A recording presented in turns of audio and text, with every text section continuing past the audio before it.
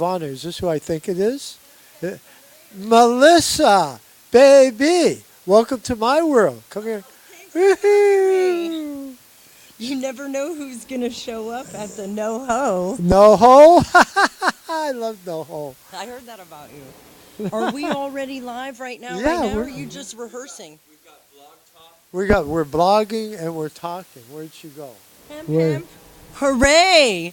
I'm Melissa White Chocolate Ballin, and it's my birthday. So thank you. Wow, so much really? for Birthday. being here, and I have presents for all of you watching right now, live on the virtual, and I have presents for you, and this is so epic because I'm genuinely surprised. I really didn't know that the legendary Richard Marsala of Hemp for Victory TV would be making a stellar appearance. Oh, wow. Shout out to Jason Brodsky running through. Come on.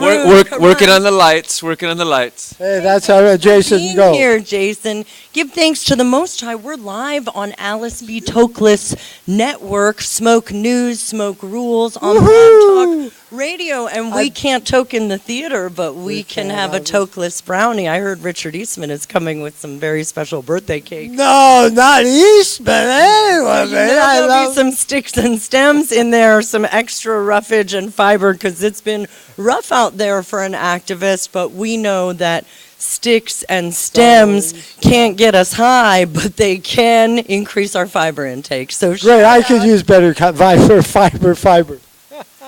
So What do you? Oh, yippee! Dana since Beal. you're here, I'm so excited. This is look upside down and backwards Yeah. for Selfie Nation. Yeah.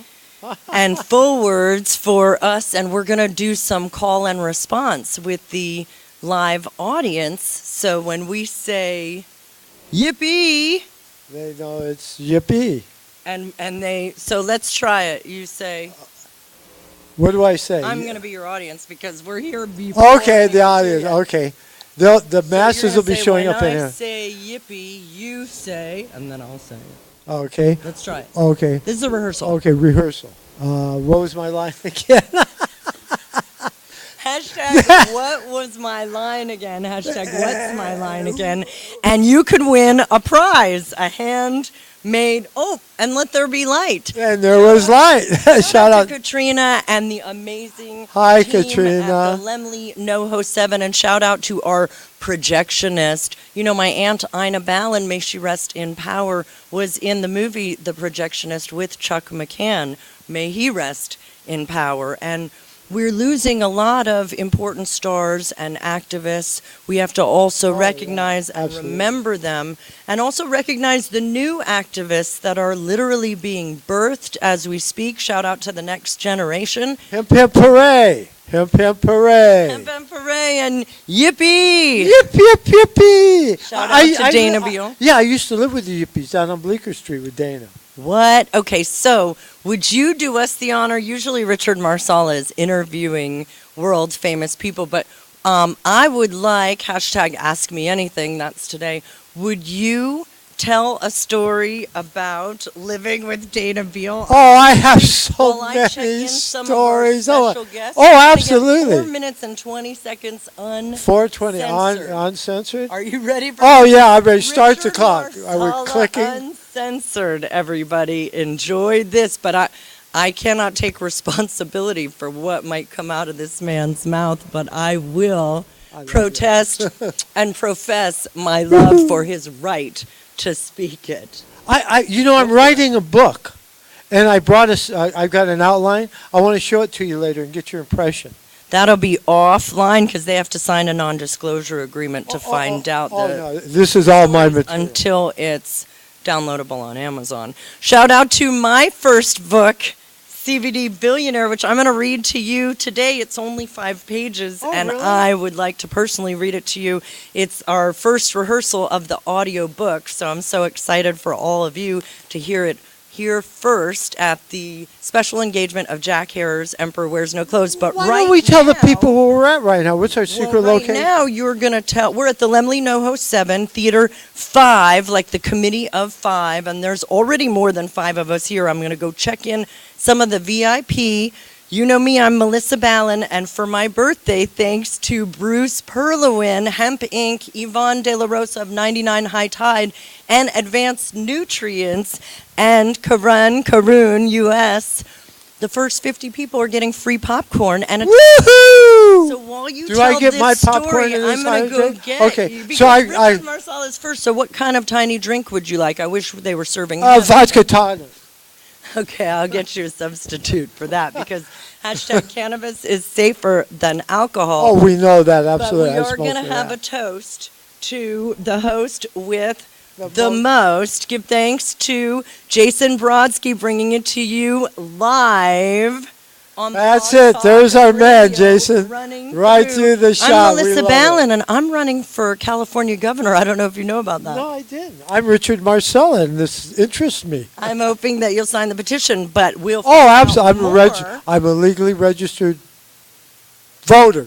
We're going to find out more after hey, we this got lights story up there. about you and Dana Beal, live exclusive prequel to Richard Marsalla's book on Blog Talk Radio. Oh, okay. Smoke Here's. News, Smoke Rules, and I'll be right back Oh, okay. with Melissa, your leave us. I got four tiny minutes drink and 20 and your seconds. free popcorn. I'll Oh, be right absolutely. back. I love free. Listen to this. Okay, here we go. Dana Beal, the Yippies, Bleecker Street, 1980. In January 1980, I got involved in the marijuana movement, and the moment I got involved, it changed my whole life. So they had an office down on Western Street here in L.A., and so as the initiative was going on, I kept hearing about back in Washington, D.C., July 4th, they have this big smoke-in, and I went, wow, because I was planning on going to Europe after I finished with the initiative, which ended in May of 1980. And unfortunately, here in California, we didn't have enough signatures to make the ballot. When I rode down with the legendary people to turn in the papers with Jack Hara, Buddy Doozy. There's such a list of people that have been so dedicated to this whole movement, that I was hearing towards the end about this rally they had back in Washington, D.C., a smoke-in. So I got a number, and it was to the Yip House back in New York City on Bleecker Street. And I called to get information, and this guy, Dana Beal, answered the phone. He says, yeah, you want to come and be a speaker at the rally? I says, I'm going to be there. Absolutely, I'd be honored to. So this was about a month before everything was. And about 10 days before I was going to leave, I called back on the Yip House phone number just to confirm everything. And I got Dana Beal again. And when I got back there later, I said, people said, that's amazing because Dana never answered the phone. But he answered it twice in a row, just 1,000,000 to shot. So I confirmed that I was going to be there in New York City. And by God, July 1st, 1980, I got on a jet plane in LAX and flew on into New York City, and let me tell you, it was great on the plane. We went to the back, and we were smoking hash and joints. It was a party, baby. You should have been there. I said, I'm worried about New York City. All the crime. He said, don't worry. You'll be great. You'll love it. You'll love it. And absolutely, it was awesome. So anyway, I fly into JFK there in New York City, and I called down. I had a number for the Yip House down on Bleecker Street, and I called in. I talked to Cisco, and he says, you're coming in? Yeah, because I was going to take a taxi. He says, don't do it. What you do, from the airport, take Cary bus service to Midtown Manhattan, and then you'll take a taxi down to where we're at, and it'll be much, much cheaper. And I went, okay, Cisco, you sound like a true man. And sure enough, got a Cary bus in there. It was like $5 as opposed to about 35 or 40 for a taxi. Got out, got to the Midtown bus station there, Cary bus service, went out, got a taxi, and I'm talking to the taxi driver. Wow, I'm in New York City. I'm from California. I've never been. He could have driven me all over Manhattan, charged me $100 for a ride, but the guy was great. He took me right there because I could tell, I knew it was south of the bus station somewhere. And I'm just a kid, New York, and they're looking out the windows, and it was amazing. New York City. So he says, what I'll do for you, if I go around the long way, it'll be more of a ride. So I'll let you off at the end because it's a one-way street, and this is the cheapest way. Then you can just walk up to number 9 Bleecker Street. And I was thinking, wow, this guy's really all right. Here, he could have taken me on. I admit I would have been a sitting duck to drive all over New York City. And I get out and I walk down, and there it is, number 9, big wooden door. I knock at the door, knock, knock, knock. And Cisco, that's the first person I met. And we hit it off instantly. And I was at the Yip House with the Yippies, the famous Chicago 7, the Chicago 7, Chicago 68. This was their headquarters, and Dana Beal was part of it. So I went in, I was meeting people. And that evening, because I had spent, in the 1980 campaign, we spent the last 2 weeks on the Federal Building in Westwood. And I was riding around with these people, and I said, Westwood is almost like, feels like Greenwich Village, New York City. And since I hadn't been there in 40 years, I'd been to New York City before. So that evening we went driving around, and I'm going, wow, this is amazing. It does look like Westwood a little bit, in the ambiance. So I met Dana Beal, did some stuff. I was there. Went up to High Times Magazine, gave him some information about Jack Herer and the marijuana movement from California, talked to people.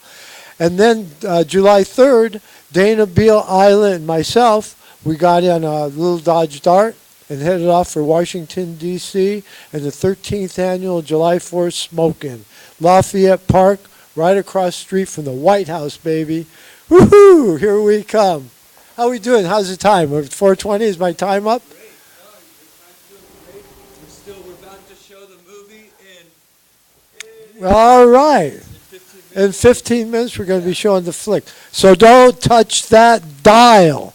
So anyway, that evening, July 3rd, we got it together, and I got the car, and I had Dana Beal. We had to stop at the Yip House on Bleecker Street. Big no parking signs everywhere, and we pull right up front and park. And they go in and do their thing. We're about 10 minutes. And Dana comes out, and Isla, and it's just we're pulling away. A cop pulls up behind us. And I'm from California. I don't know the culture of New York City. Man, I'm in a whole different world. I'm a stranger in a strange land.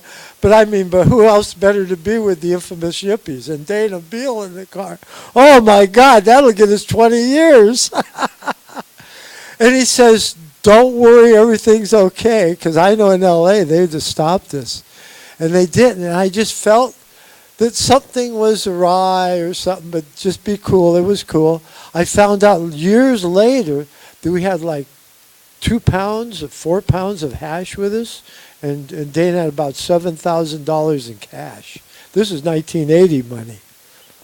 So we went around, we kind of got lost, and we're in this really bad part of town, and Isla's going, man, this place is so bad, they'll just shoot you. And I'm looking, okay, it doesn't look so bad. And just then the car breaks down. Right. Oh, look at Mr. Richard Eastman. We have the honor and good luck to have Mr. Richard Eastman. The legendary Richard Eastman has joined us. Oh, great. We love Dennis. Dennis Peron had passed away here a few months ago. The first time I ever heard of Dennis Peron, 1975. Remember the year well? I saw this documentary on TV about marijuana, and there was this interview with a young Dennis Peron, and I went, I don't know who this guy is, but I like him. And years later, did I know that I'd meet him? I slept on his couch one night up at his house up in San Francisco. And at 6 o'clock in the morning, we're at his coffee table because some other people were there. There's like 5 or 6, 7, smoking hash, ball hits. It was great. You should have been there. Oh, I love that guy. With his passing, it's such a loss to the movement. He was doing it when it wasn't chic. Anyway, back to Washington, D.C. So I said, I pull over in kind of a lot area. I says, Isla, just keep your eyes open. If it looks like danger's coming, we can still drive away from what happened. The muffler fell off of the car.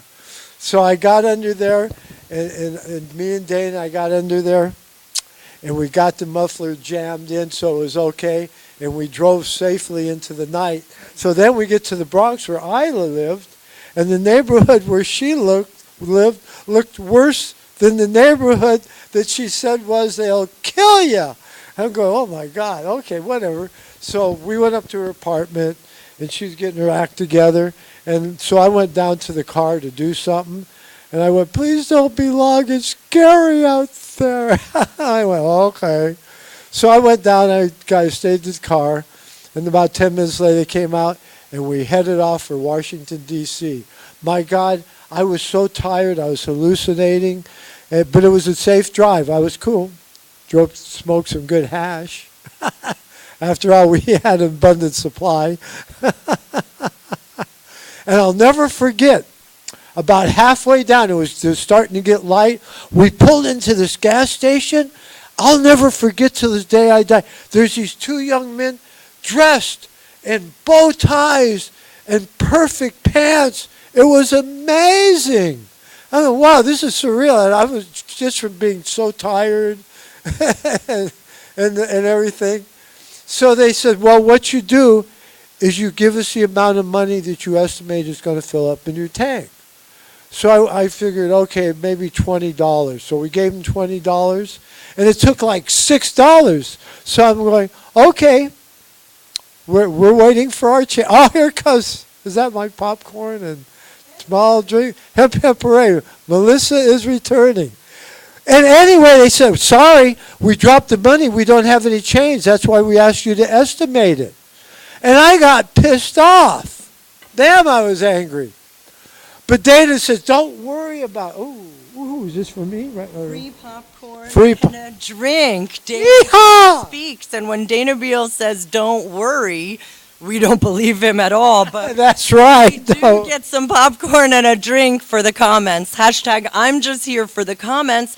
And let's give it up for our youngest CBD billionaire, although not for long because we have a new youngest coming up, but she could still be the oldest in the end. So let's give it up for Evie of Hemp Can Save the Planet, our newest CBD billionaire, who's got free popcorn and a Isn't drink this young lady for right Richard here? Eastman. Let's get Richard Eastman up here. He's union. He doesn't show up till 11, but this is a mirage. Grab the mic a minute. Hello, Los Angeles. Hello, Fox News. Hello, CNN. Hello, America. This is the future standing behind me. What's your name, young girl? Evie. Well, I heard you want to be in the film business. Is that true? Yes. I used to dress movie stars like Charlton Heston, Mickey Rooney, Denzel Washington, and, well, I could say Michael Jackson, Elizabeth Taylor, but that would be a lie. But, you know, when Dennis Perone died a few months ago, and I'm glad to be here at Melissa Ballin's 6th or 7th screening every month for this wonderful film about our friend Jack Herrera. You know, it was a long time ago, Richard Marcello, when we were the hippies marching across America. Am I right? Absolutely. And we're coming up on the 48th annual Smoking at the White House. And, you know, why do I do this all these years? It ain't for the popcorn and the drink. It's for the young little girl next to me and the young little boys and everybody that needs help for medical marijuana. Because, see, all use is medical. And when Dennis Perone left the planet in January, he asked me to finish a mission. And that mission is to be producing the Smoking at the White House for 10 years in a row. And that's less than 60 days away. And if it wasn't for the woman standing next to me and the future woman standing next to me, I wouldn't have been able to do all this. And Kim Quiggle, the producer, the first woman on the permit. You know, Dana Beal and the hippies and the yippies and Abbie Hoffman and 1968 was a long time ago. And some people even dispute, is this the 48th or the 49th smoke-in? I can only tell you that in 1970 I was in San Francisco, California, smoking in with a lot of my friends that were still alive, like Jerry Garcia, Janis Joplin. I didn't smoke with Jimi Hendrix, but I went to see him. And I didn't make it to Woodstock, and I almost didn't make it to be here tonight because I was at the wedding in England last night on TV. At 4 in the morning, I was watching the future of the planet with the jolly old queen and her family, but that ain't about what we're here for. We're here for hemp, and hemp can save the planet. And Melissa's been working on this film for so many years. I'm just honored to be that I'm not in it, and maybe in the future, maybe I will be in it, because ultimately you need to step up and help her finish this film. I don't know how many more years I'm going to be on the planet, but I can tell you one thing. I was, that's what the congressman keeps saying. What does he know? What does everybody know? My gay joke is I'm from Uranus. I'm not from Mars. I won't go any further. But see, Dennis Perone wrote the law in 1996, and it's called the Compassionate Use Act. And I've dedicated this year's Smoke-In to Dennis Perone. We have a poster behind this young lady over here. I don't know if you can see it in the film. And ultimately, there's Dennis and I asked the artist who did the last 3 years of the Smoke-In posters to just put Dennis in the picture. Well, he stuck me in there, and I feel like Cheech and Chong. And Dennis and I used to joke when we had the Hotel Normandy, America's first marijuana hotel 8 years ago, that we were the real Cheech and Chong, not a pun to Tommy and Cheech, because now I lost my partner. We weren't married, we weren't boyfriends, but we were heroes in a day and age when everything was about love and compassion. And Dennis told me many years ago that I could win this war against people with love. And ultimately that's what I'm going to do, because I didn't have any money to do it. And if it wasn't for Melissa helping me with the Hemp Museum last year, which was a great idea, and I hope someday it will reopen. And ultimately, the show is about to start soon. And we're here to celebrate freedom of what you want to put in your body. And hemp and marijuana has been around longer than all these people that wrote these books and changed the laws and incarcerated black and brown kids for far too long. So, it wasn't about me. I'm not going to hog the mic anymore. Turn it over to Melissa. I'm here. I might be here next month. If not, I'll be in Washington, D.C. on July 4th, 2018 for the 48th annual Smoking at the White House. Thank you, Melissa. Let's have a hemp hemp hooray for Richard Eastman. Hemp hemp. Hooray! Hemp hemp. Hooray! Now, if you're watching live on Facebook Live or Instagram Live, please hashtag hemp can save the planet, and you could win a voucher for a free popcorn and tiny drink for any showing at the Lemley NoHo 7. Thanks to Hemp Can Save the Planet. And you could win right now, tickets to June 16th, the next showing. Richard, would you do me a favor with Evie and make sure that our vast audience each has one of these flyers? This flyer will be good for a $20 ticket, June 16th, where Richard Eastman may or may not be here in 3D, but will definitely have his hologram like Will.i.am. And that's an exclusive, because you know how expensive it is to license Richard Eastman's hologram from the Hollywood Hemp Museum, the virtual Hollywood Hemp Museum, but not the first hemp museum in the world, the first in Hollywood. Shout out to the very firsts all around the world, including myself, who don't always get credit for being the very first. And shout out to the second, the third, because it is really absurd that cannabis hemp is still prohibited in certain places. So we want to let people know that prohibition is a lemon. And Evie, our CBD billionaire, is about to start her own YouTube channel. But today, she's live on Smoke News Radio YouTube live stream. Yes, that is correct. We got a confirmation from Jason Brodsky, not Jason Brodsky of the FDA.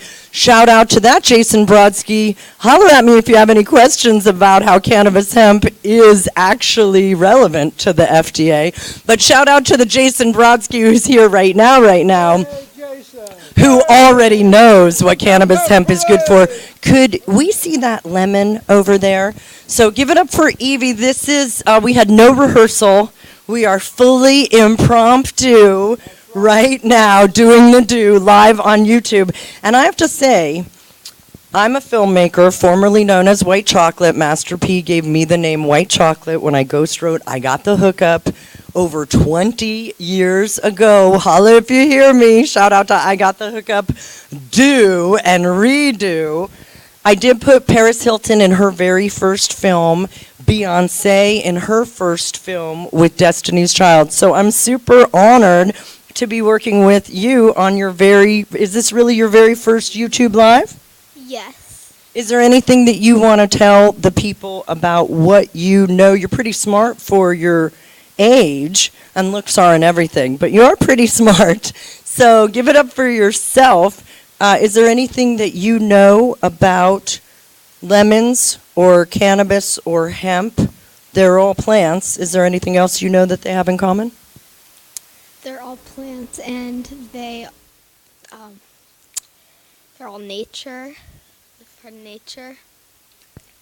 And give it up for nature. High five for that. So shout out and a yippee to Dana Beal, who wants you to know about all forms of plant medicine. And I don't want to litter, so I'm going to put this back in my bug out bag. But we're not going to bug out just yet. But we want you to know to stick around after, don't litter. Stick around, Master P, don't litter. Stick around for after the first screening. The movie is Jack Herer's Emperor Wears No Clothes. It's a short documentary about all the uses of cannabis, hemp, for a fiber, for a fuel, for paper, plastic. Anything that you can make out of paper, plastic, or fiber, you can make out of cannabis hemp.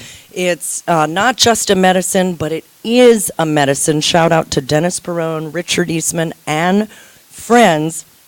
This lemon. Birthday girl, and we brought her a special gift all the way from India. Oh, what a surprise. Carved by the Maharishi Mahesh Yoga, and it's a limited edition of 5 prints of the original first poster of the 48th annual Smoking at the White House. Let's all sing happy birthday to Melissa.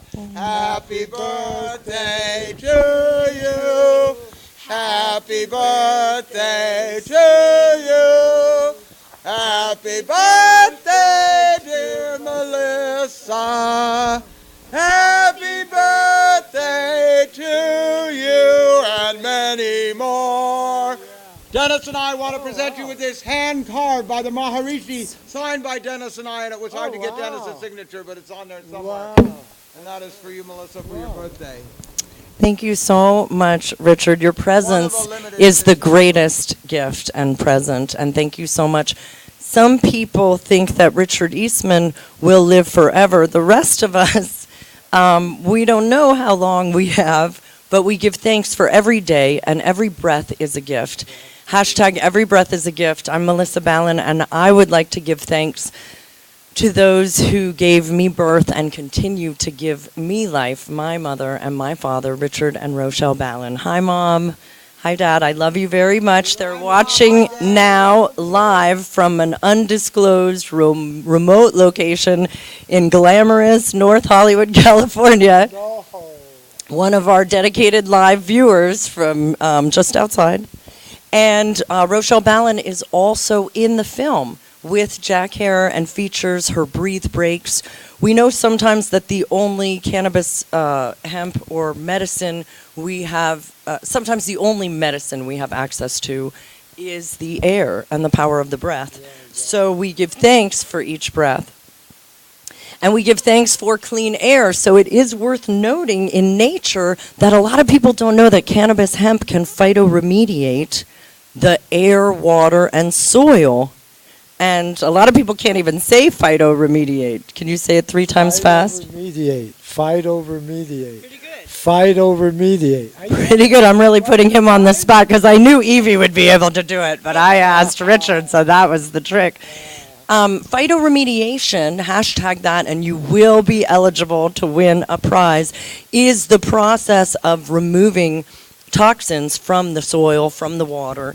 And it is worth noting, and I did learn it from Jack Herer's book, but it is verifiable that they did use cannabis hemp plants to phytoremediate the nuclear damage from Chernobyl.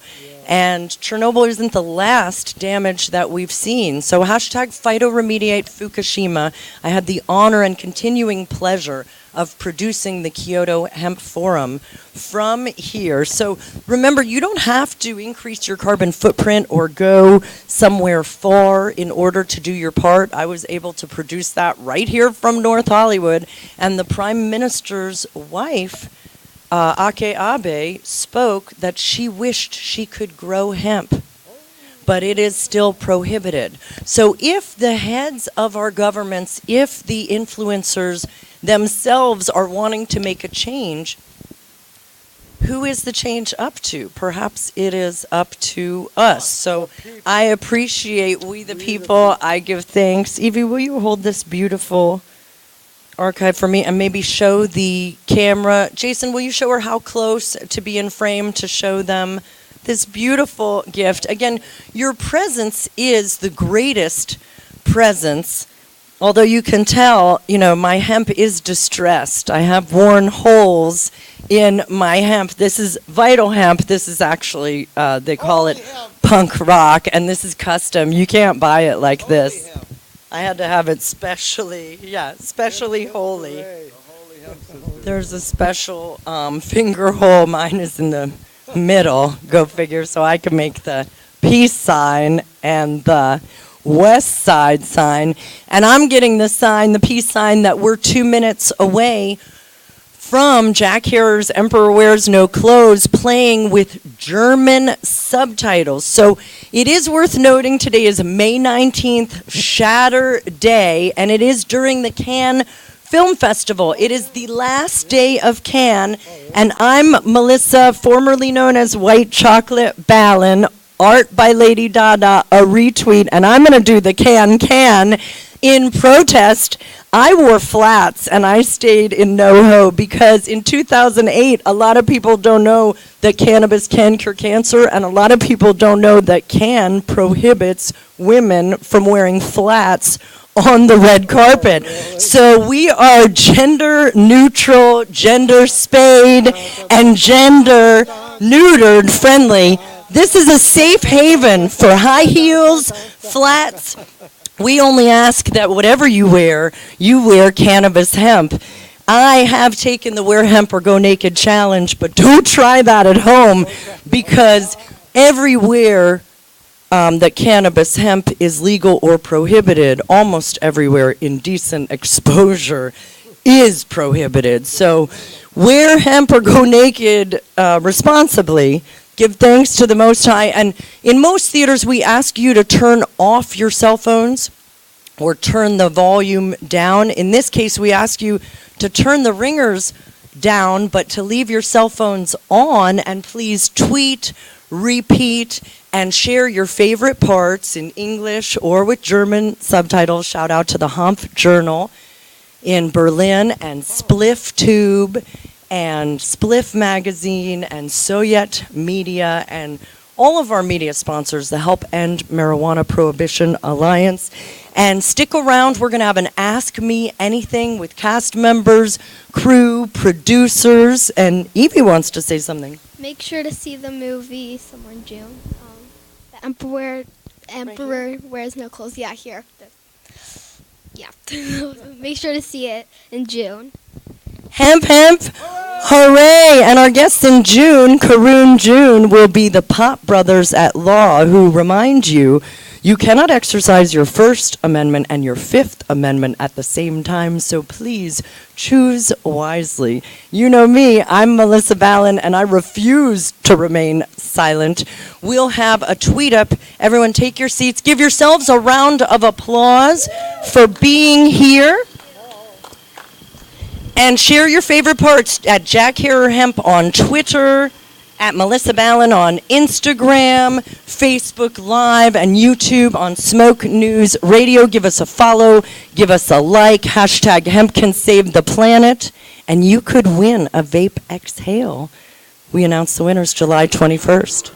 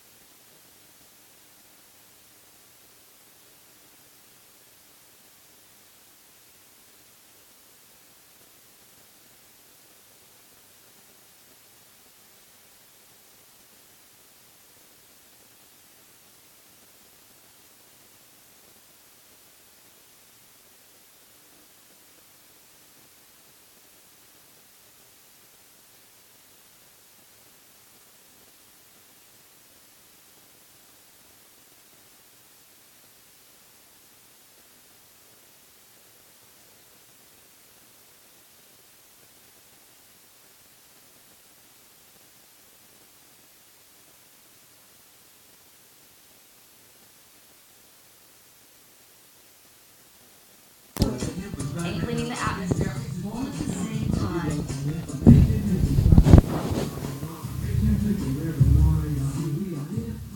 that substance is the same one that has done it before for 5,000 years. Kombucha, marijuana. Hello, my name is Arnold the Greenhouse, and it's an honor for me to read out of the book of Jack Harrow, The Emperor No Clothes. Hemp is a perfect archival medium, and Jack gave me this book in 1998. It's copy 130,000 copies. So for me it's a big honor to read out of this book, and I'm going to start with chapter 2, a brief summary of the uses of hemp. Item 1 was ships and sailors. 90% of all ship sails since before the Phoenicians, from at least the 5th century BC until long after the invention and commercialization of steamships in the mid to late 19th century, were made from hemp. This is airtight right here. The word canvas is the Dutch pronunciation twice removed from French and Latin of the Greek word cannabis. In addition to canvas sails, until this century, virtually all of the rigging, anchor ropes, cargo nets, fishing nets, flags, shrouds, and oakum, which is the main protection for ships against salt water, used as a sealant between the outer and inner hull of the ships, were made from the stalk of the marijuana plant. Even the sailors' clothing, right down to the stitching in the seamen's rope sole and sometimes canvas shoes, was crafted from cannabis.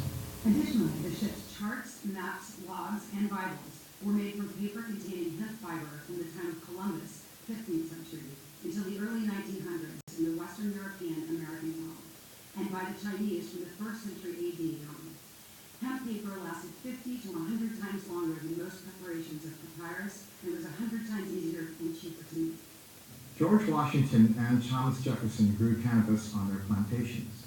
Jefferson, while envoy to France, went to great expense and even considerable risk to himself and his secret agents to procure particularly good hemp seeds smuggled illegally into Turkey from China. The Chinese mandarins so valued their hemp seed that they made its exportation a capital offense.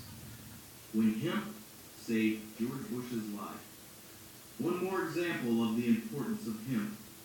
5 years after cannabis hemp was outlawed in 1937, it was promptly reintroduced for the World War II effort in 1942. So when the young pilot, George Bush, Sr., bailed out of his burning airplane after a battle over the Pacific, little did he know parts of his aircraft engine were lubricated with cannabis hemp seed oil. 100% of his life-saving parachute webbing was made from U.S.-grown cannabis hemp. Virtually all of the rigging and ropes of the ship that pulled him in were made of cannabis hemp. The fire hoses on the ship, as were those in the schools that he went to, were woven from cannabis hemp. And finally, as young George Bush stood safely on the deck, his shoes, durable stitching, was of canvas hemp, as it is in all good leather and military shoes to this very day. Yet Bush has spent a good deal of his career eradicating the cannabis plant and enforcing laws to make certain that no one will learn this information, possibly even himself. Textiles and fabrics. Until the 1820s in America, and until the 20th century most of the rest of the world, 80% of all textiles and fabrics, And even our flag, Old Glory, were principally made from fibers of cannabis. For hundreds, if not thousands of years, until the 1830s, Ireland made the finest linen, and Italy made the world's finest cloth for clothing with hemp. although these facts have been almost forgotten, our forebears were well aware that hemp is softer than cotton, warmer than cotton, more water absorbent than cotton, and has 3 times the tensile strength of cotton, and is many times more durable than cotton. In fact, when the patriotic, real-life 1776 mothers of our present-day blue blood daughters of the American Revolution organized the spinning bees to clothe Washington soldiers, the majority of the thread was spun from hemp fibers. Were it not for the historically forgotten and currently disparaged marijuana plant, the Continental Army would have frozen to death at Valley Forge, Pennsylvania. The Chinese character ma was the earliest name for hemp. By the 10th century AD, ma had become the generic term for fibers of all kinds, including jute and rimi. By then, the word for hemp had become tai ma, or dai ma, meaning great hemp.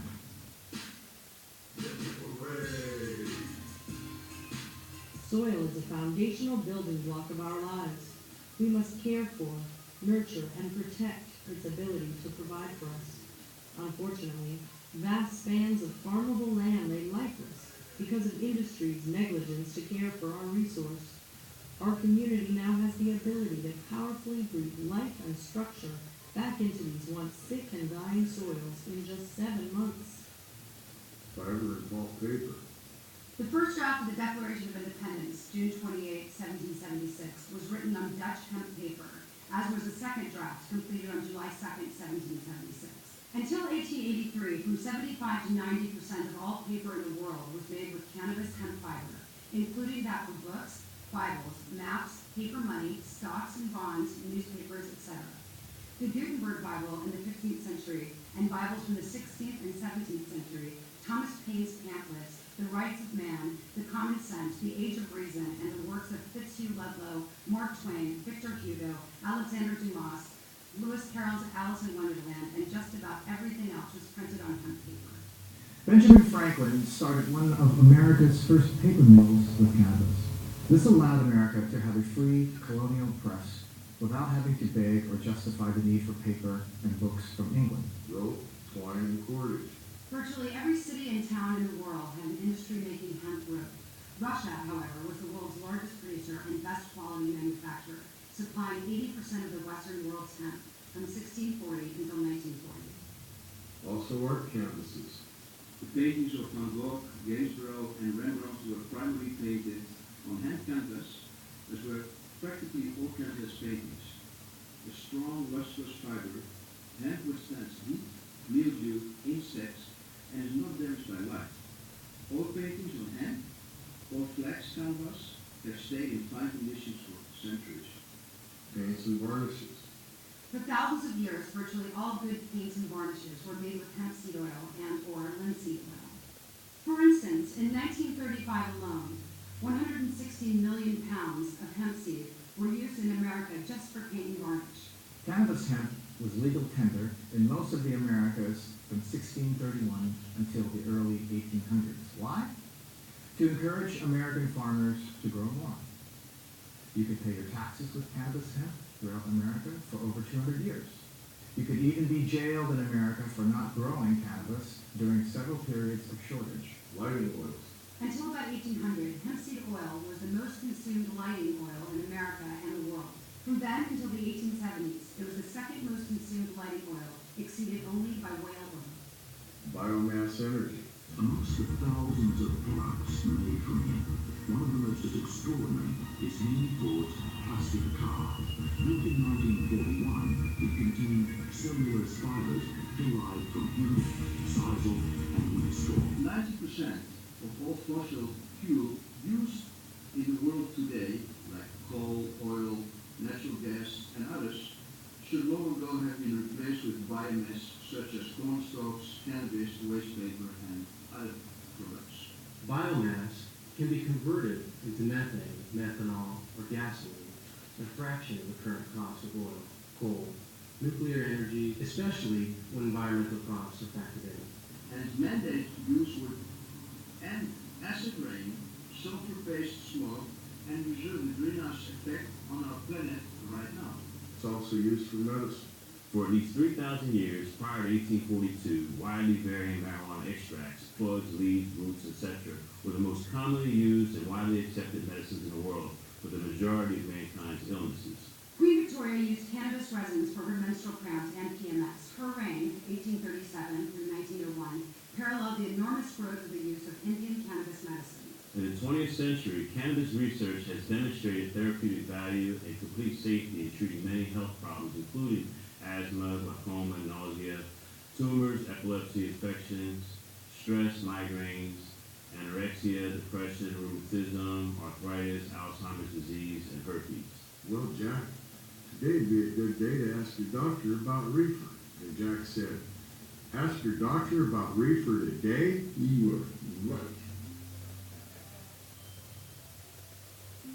If you or someone you know suffers from a debilitating medical condition such as AIDS, anorexia, cancer, anxiety, chronic pain, diabetes, high blood pressure, insomnia, or other chronic medical conditions, please ask your doctor about reefer today.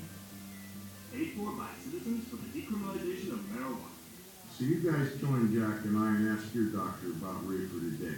Not only can it in a role that save the world, and do a whole lot to make your health a whole lot better. Yo, ask your doctor about reefer today. So you can go ahead and leave the pain away. Brought to you by the Citizens for Decriminalization of Marijuana. Act like you know this. The therapeutic uses of cannabis. There are more than 60 therapeutic compounds in cannabis that are healing agents in medical and herbal treatments. The primary one is THC. On November 5th, 1996, 56% of California citizens voted for the California Compassionate Act, the Medical Marijuana Initiative, ending all legal states' efforts to keep marijuana from being used as a medicine by California citizens. For the overwhelming majority of people, cannabis has demonstrated literally hundreds of therapeutic uses. Among them, asthma. More than 15 million Americans are affected by asthma. Smoking cannabis, the raw drug as the AMA called it, would be beneficial for 80% of them. Today, of the 16 million American asthma sufferers, only Californians, with a doctor's recommendation, can legally grow and use cannabis medicines, even though it is generally the most effective treatment for asthma. Cannabis is beneficial for 60% of all epileptics. It is the best treatment for many types of epilepsy and victims' post-seizure mental traumas. Cannabis extract is more effective than Dilantin, a common anti-epileptic with severe side effects.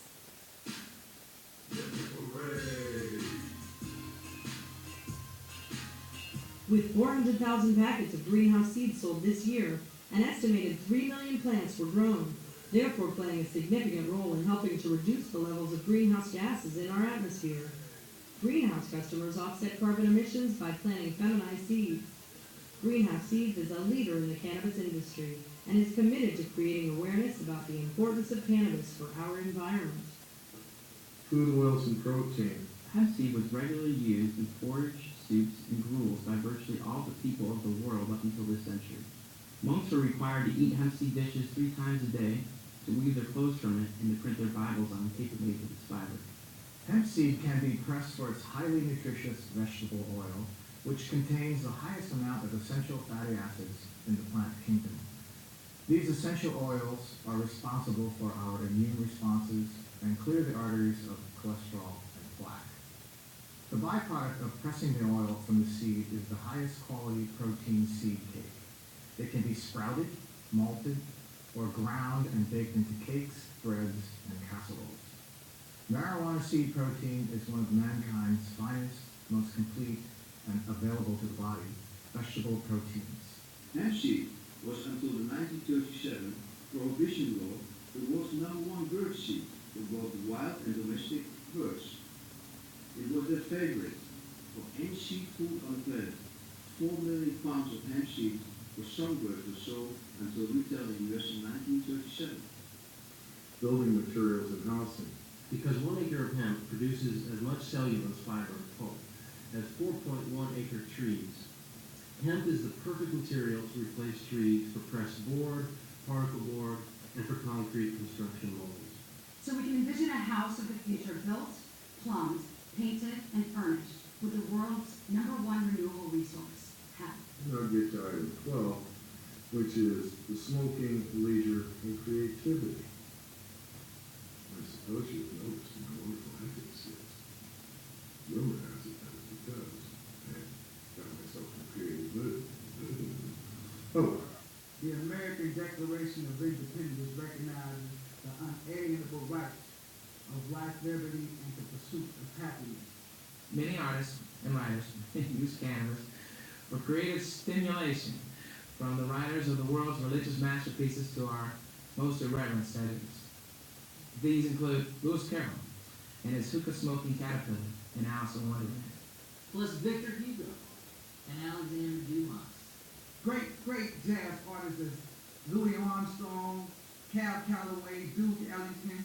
The pattern continues right up to modern day. But of course, smoking marijuana only enhances creativity for some and not for others. But throughout history, various prohibition and temperance groups, if you will, have attempted and occasionally succeeded in banning the preferred relaxing substances of others. Like alcohol, tobacco, or cannabis.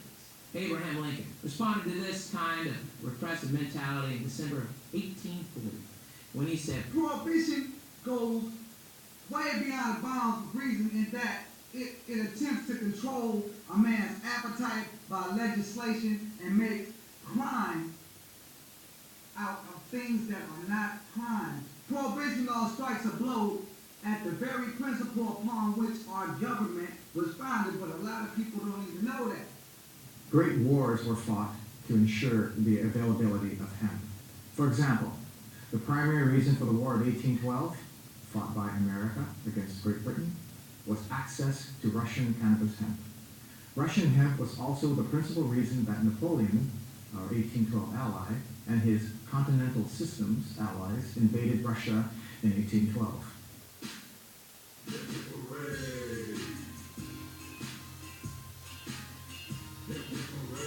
Fancy Seeds, Hempflax, and 420magazine.com are proud sponsors of the Jack Herer Museum and Hemporium, currently scheduled to open in 2010. Using the global reach of the internet and grassroots activism, we hope you'll join us in our bold efforts to preserve hemp history, raise cannabis awareness, and end the prohibition of the natural resource that can save our planet. It's the economic stability, profit, and free trade. We all know that there is a lot of profit and free trade in the marijuana movement. Sadly, it's being controlled by an out-of-control government that is using it to put us in jail instead of using it to save this country and the world we live in. It's time to change. We can see this unconstitutional prohibition end in our lifetimes. We contend that America's marijuana and hemp laws are like the emperor's clothes. Like tyrants and prohibitionists in the past, this emperor relies on brute force, intimidation, fear, and a virtual police state to maintain his authoritarian, despotic reign, while draining the federal treasury, dismantling all vestiges of the Bill of Rights, while imprisoning innocent souls, like our friend Eddie Leff. We cannot simply call the emperor, the U.S. government, on his and its acts of deceit and manipulation of fact. His guards, the FBI, the DEA, are far too powerful. His fear of shameful discovery so great he ceaselessly uses his power, through funding much of the United Nations and the world's anti-drug crusades, to buy allegiance through bribery and intimidation. Sounds like the Bush administration. Oh, General Barry McCaffrey and now John Walters, acting the parts of the Emperor's advisors, have all upheld the fallacy of the pure fabric that only the purest may see, woven for them originally by Anslinger, DuPont, Hearst, and all their malevolent bureaucrats. Now it is co-maintained by energy, pharmaceutical, alcohol, beer companies, drug rehab professionals, Drug trusters, police, prison guards, and prison builders, all with enormous financial interests and police state-style motives. Those American citizens who dare speak out against this tyranny are often slandered as druggers or dopers and maybe threatened with the loss of their jobs, income, families, and property. We therefore agree with the little boy from Hans Christian Andersen's tale, who, while watching the parade pass by, shouted out with courageous innocence, "The emperor wears no clothes." What do your own eyes see? What are you going to do about it? Write to your elected officials and to the news media to help create a more conscious political leadership and favorable news coverage on marijuana and hemp. Give credit for good votes and coverage and complain about bad. Register or run for office and always vote. The cannabis hemp, indeed the plant, we denigrate with the slang name marijuana, will become known to future generations as it was known in past generations for millennia as the #1 annually renewable, fully sustainable, non-pesticide requiring, most abundant source of paper, fiber, fuel, and food in medicine on the face of the earth, with more overall uses than any other known plant. In other words, cannabis hemp is the greatest plant on earth.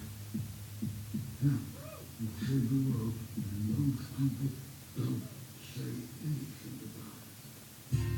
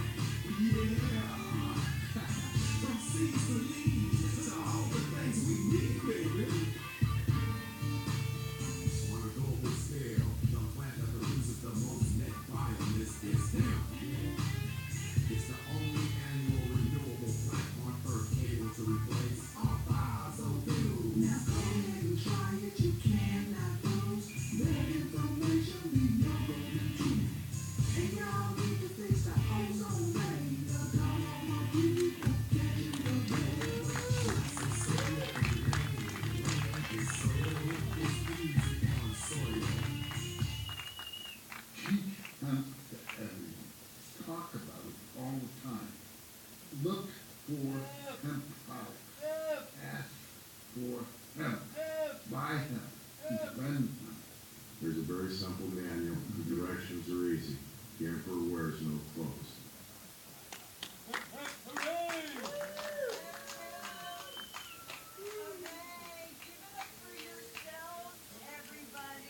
Everybody live and direct, and everybody watching at home. Give thanks. I've got Richard Eastman, the man with the boombox voice. Doesn't need a microphone, but here I am with the microphone. Give it up for Evie, our CBD billionaire, and all of our guests here. I need a little bit of help with a few things. So if you're on Instagram, if you're on Twitter, if you're on Facebook, would you please hashtag hemp can save the planet? And then tell me the first hashtag you see. Empress of Hemp, would you check on Instagram? The first person live in the audience, I'm still hashtagging, so it's not going to be me for a change, although I like to be first. And Evie, would you do me a favor and go up to the back of the house? Is a famous world peace activist named David Williams, and he has 2 cents for me. Would you go get his 2 cents? Usually I'm giving out 2 cents. It's actually my 2 cents that he's giving. And it came out of my bug out bag, courtesy of my grandma. May she rest in power. She passed away at the young age of 96 this year. 96 is a long run, but she could have lived to be 100 if she wasn't murdered by the pharmaceutical system with opiates. Here in California, we actually got her off of all opiates just using the power of her breath. Shout out to my mom and Palin Yoga. Some of us need a little bit of help with the power of the breath, such as myself, and I like to vape. Shout out to Vape Exhale, one of the cleanest methods of vaporizing. Give it up for the Lemley NoHo, who is bringing us some director's chairs. I'm a director, and I'm also an activist, but you can all be a director, direct your own story and your own movie. I'm Melissa Ballin, and I'm here to tell you it's true. Back when you had to actually shoot on film. All right, so thank you. We might have another one coming in. Now, Evie, if you would show Jason Brodke and Smoke News the Peace Pennies. This is an opportunity. Some of you have seen my Peace Pennies. And shout out to the cast and crew that are here in the building. I'm about to call you up in a moment, one at a time. We don't have a lot of time, but we are having a hashtag Ask Me Anything. And we have some very, very special guests. And this is a family show. You know what? Actually, I'm going to have you go through the audience. Okay, and then bring you back up because I'm going to read CBD Billionaire in a moment, but I'd like you to give everybody one of those. We have a few more, and also, hold on, Evie. Give thanks. Today is Memorabilia Day, and thanks for Bruce Perlowin of Hemp Inc. We kicked off the Jack Harrer's Emperor Wears No Clothes special engagement with Bruce Perlowin's Hempy birthday. We've also celebrated Richard Eastman's early, E-R-R-L-Y, birthday. And we're here today to celebrate mine, Melissa Ballin, and to also... Birthday to you. Happy birthday to you. Happy birthday, dear Melissa. Happy Birthday to you. Give thanks to the Most High. I have to give thanks to those who give me life and cause for celebration each and every day. Give thanks to my parents and give thanks to my caregivers. Some of them are in the building right now. Shout out to Buds and Roses here in NoHo adjacent, who have definitely shown me much care. And shout out to all the way in Malibu, because I'm so sovereign, I don't restrict myself to any one county or city. And you know I grew up here in Southern California. So shout out to Sovereign Malibu and my caregiver 99 High Tide. And I'd actually like to bring up our star and caregiver Yvonne De La Rosa, who just swooped in. And Evie, if you don't mind trading the director seats, so we have our future cast member, but you could get used to that chair, huh? You looked really good sitting in there. And trade out for one of our existing stars. Give it up for Yvonne De La Rosa, who participated in the very original that you just saw, Jack Harrer's Emperor Wears No Clothes, and in the feature-length version, which is coming out soon, sooner than later. Give thanks. So I'm going to welcome Yvonne, but Evie, will you pass out one of these? This is memorabilia from my directorial debut. And one of the special prizes that you can win on eBay, thanks to the Unmarked book. And you'll see it's really vintage. It's from 2006, my directorial debut, where we were the first in the world to sell the rights to a movie on eBay during Cannes. And here we are, 12 years later, making history. Both of us, you did get the memo. We're protesting the Only Heels in Cannes, because a lot of people don't know that women have been kicked off the red carpet at Cannes for wearing heels. So we did the Cannes, and shout out to our mermaid in her flats. And I'm wearing my flats to walk and march. Shout out to Dana Beal and the Hemp March on DC, 4th of July. I'm going to march around LA City Hall. We're going to hear from David Williams in a minute about the Peace March around City Hall. And you're very active in Malibu City Hall, so maybe you'll take a march in your flats there. But I want to give you a huge hug. We're live on Blog Talk and YouTube, but I love you so much.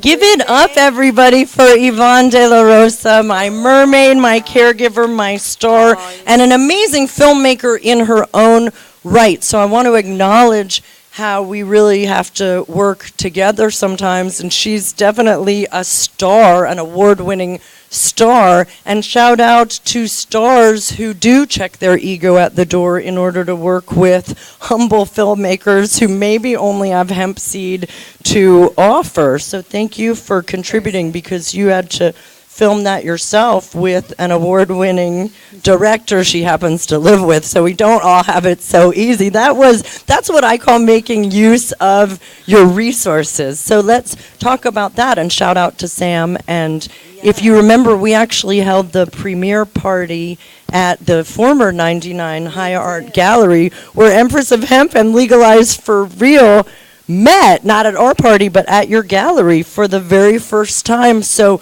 let's recognize the connections and connectivity of this room, of these people sharing with us all the way in Istanbul and Berlin and the Czech Republic, and shout out to Thailand, Hemp Thai. The power of the internet is really amazing, because it's amazing the people that showed up all the way to North Hollywood, but also who's tuning in. So thank you for making the trip. Of course, honey. Apologies for being a little tardy. They don't know. They don't know that. I walked in when the lights were down, so nobody knew. Yeah, and Sam's in the car with the baby. He'll be right back. But thank you guys for coming at this hour in the morning. Wow, that's so really awesome of everybody and dedicated. Thank you. Melissa, is it your birthday? Thursday. Yes. Can everybody say happy birthday, Melissa? Happy birthday, Melissa. Yay.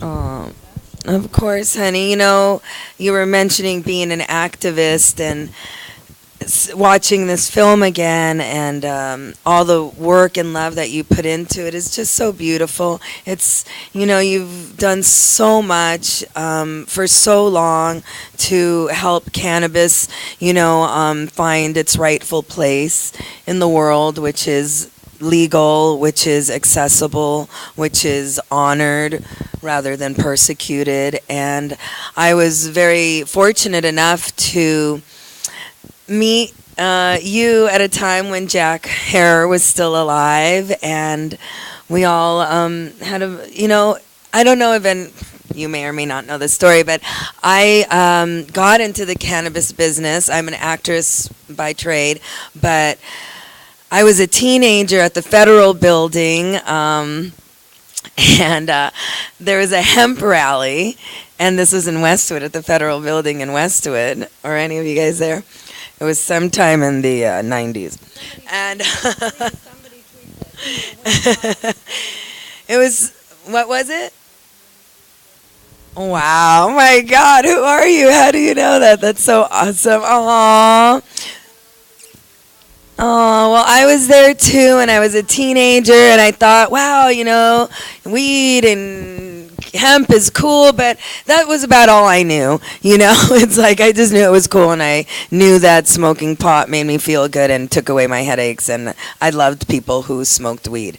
That's all I knew at the time, and I was, you know, being the rebel that I am, and I lit up at the Federal Building, and I handed a joint to a gentleman who had just approached. He was like, oh, wow, who's smoking here? And handed him the joint that we were smoking. And he's like, oh, wow, thank you. And he's like, here, this is a gift for you. And it was the book, The Emperor Wears No Clothes. And that was Jack who handed me his book. And I just thought, wow, what a fateful meeting.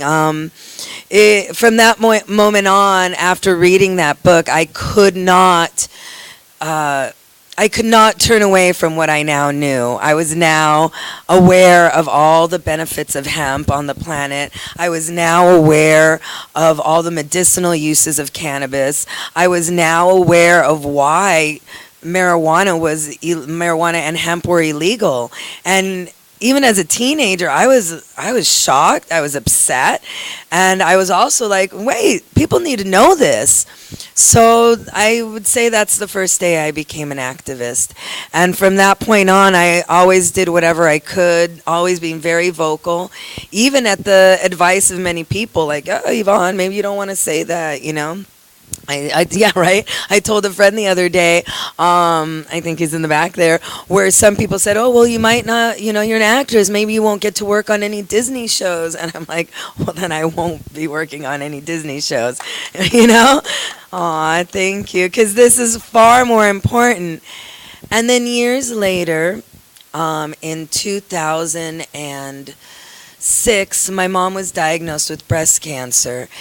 And I remember just doing research and just not believing it. Like, what? Mom, you're so healthy. How could this happen? And in my research, I suddenly started seeing things pop up about marijuana and cannabis. And I was like, wait a minute. And I remembered The Emperor Wears No Clothes, the book. And I was like, yeah. And I started doing more and more research. And I was like, Mom, you need to try, marijuana for the breast cancer. And my mom had never even had a drink in her life. So convincing her to use cannabis was kind of challenging. But she did it. And, that's when we went to dispensaries all around town. And I couldn't find one that I wanted to take my mom to. They just weren't something that I felt comfortable at. It wasn't where it is today. So that's why me and my husband decided to open what is considered the world's first upscale dispensary and the world's first hybrid dispensary. It was a visionary art gallery as well. And that was on Abbot Kinney in Venice Beach. We opened in 2008.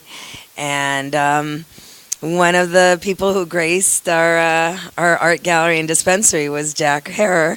And I remember when he walked in, I was like, oh my God, it's me, Yvonne, like he would remember, but maybe he did, and he said he did, and I was like, wow, okay, that's pretty cool that you remember. And then we decided to host his book signing there of the latest edition of The Emperor Wears No Clothes. So I always think like, wow, what a beautiful full circle. We hosted an awesome after party for it. Remember that? It was very visionary. No, it was very visionary. And it was very cool, and then that's when I met Melissa, right? Did we meet right before then? I actually met you at a party of yours at your house. Oh, really? Oh, okay. Oh my God, that's crazy. 4 years later through that. Okay. So it was exciting. And again, another full circle, like re-meeting Melissa and then her doing this amazing film with Jack. I like to think that everything's for a reason, but sometimes, there's magical things at play, that are we, who's controlling this? Who's in charge here? Because it's all pretty funny sometimes. I love the humor in life, and when things happen like that, it's just like, what? This is like amazing. And I always think, and I believe that there's a spirit in cannabis, that there's the great ganja goddess within this plant, and that she has a very beautiful, magical way of bringing things back around. And I think it's a really important time that we're in now as we're entering legalization, for some states. It's important to remember that this plant is a female plant, that it is indeed a very benevolent spiritual plant. And not only does it heal us physically and emotionally, but it also heals us spiritually. And I'm just really honored to still, be an activist and, someone in this industry who really, really cares about this plant and people. And I always like to share that 12 years after my mom was diagnosed with breast cancer, she forewent all traditional treatments, chemo, radiation, drugs. She only did cannabis, and 12 years later, she's cancer-free, and she's a world traveler.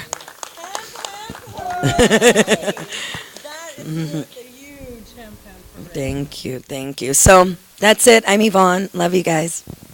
So give it up for Yvonne. We have some questions already that came in from Instagram. One was, because I'm sharing the picture of us right now, and one was, what's your Instagram? And I can answer that because it's 99 Mermaid Queen. Did you know that? I was going to say thanks for knowing that, because I was like, oh my God, what is my Instagram? Yes, 99, like the number, Mermaid Queen. And then our dispensary is the 99 High Tide in Malibu, so that's 99 High Tide. And Another question that came in, maybe we have one question for Richard because he's about to vaporize, and he's all over the road. You might recognize Richard Marsala from the first televised Hemp for Victory show. How many hours of programming that we're trying to bring back? I did my first show, Hemp for Victory, in June of '91, and my first guest was George Clayton Johnson. And I don't know if you're familiar with him, but George wrote Ocean's 11, Logan's Run 8, Twilight Zones. And Jack and George and Larry Gore and McGee, we were a core group back in the early 80s. And Jack gave his name, his prestige to the movement. I love Jack. It's a shame. He passed away about a year before 64 passed. So he gave so much of his time, his energy, his prestige to help the movement, and he never seen the fruits of his trade. But you know something, he's with us in spirit. I love George. Anyway, I had my first show, Hemp for Victory. I did 66 shows in 10 years.